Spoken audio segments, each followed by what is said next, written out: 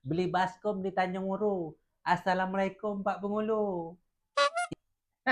Pak Kades, buah mempelam dimakan wedus. Waalaikumsalam Pak Kades.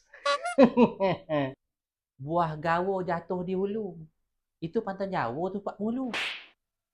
Daunku duduk dalam kardus. Silahkan duduk Pak Kades. Iya Pak Penghulu. Apa hal Pak Kades datang ke rumah malam nih?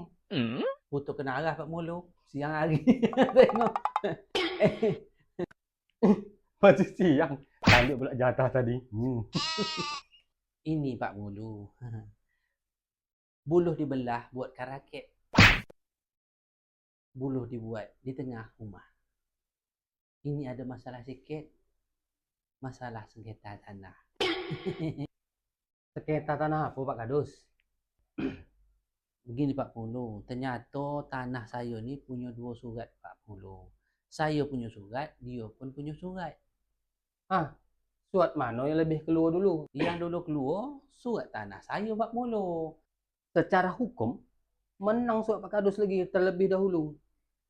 Siapa yang membuat gaduh di kampung awak ni? Siapa dia? Kau jumpa sama saya. Nak pelasah orang tu.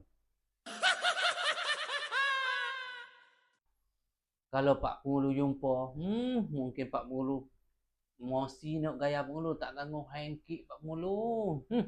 Dia bercakap Penghulu pakai tunjuk kiri Pak Penghulu. Sakit hati saya sebagai kadus Pak Penghulu. Belum tahu dia sama penghulu kampung Besepai ni. Kalau tahu dia penghulu kampung Besepai, aku buat Besepai dia.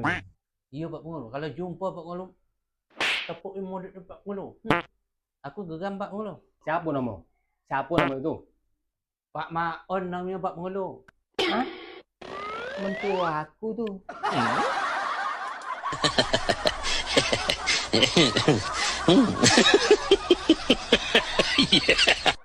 Jadi secara hukum saya tetap kuat kan Pak Penghulu? Tetap menang kan Pak Penghulu? Kalau masalah hukum tu kan kuat tak kuat bisa kita tinjau lagi ke lapangan Pak Kades. Sekarang terpulang kepada Pak Penghulu. Pak Penghulu nak tetap memegang janji sumpah Pak Penghulu sebagai penghulu, atau Pak Penghulu membela saudara Pak Penghulu dan melakukan hal-hal yang berbau nepotisme.